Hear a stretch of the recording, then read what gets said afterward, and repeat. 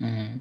Well, we know that the United States has been the biggest supporter of Israel throughout its existence, and gives, lots of financial support to Israel, and that has been behind some of the pressures exerting on some of the countries. Like, for example, Sudan was mentioned, and one of the things that alleviates Sudan's economic issue is that it being on the terrorist list. So that was a promise that was given to United. That was, I guess, a promise or a negotiated thing between primarily the United States and Sudan. So the United States is really behind some of these maneuvers. We also know that a lot of the United Nations resolutions in the General Assembly, that Israel doesn't get enough support, largely a lot of times because some of these, despite their corruption, that their resolutions are things are not voted for. The things that would favor Israel. These kind of moves also take alleviate the isolation of Israel and Zionism, the exposure of Zionism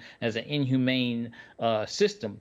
And so these are the kind of things that happen. I think also we can't take Israel out of the global context of, and I would say I would consider desperation of white supremacy and the pan-European project of really trying to hold international dominance, and particularly its competition with other forces in the world, China, Russia. And so it's trying to show up as much as it can, or sway as much as it can, its influence. And Israel is a big part of that. A lot of Israel behind the scenes in terms of how the United States dominates the continent of Africa through military arms sales and things like that. A lot of that, Israel's involved in those kind of things.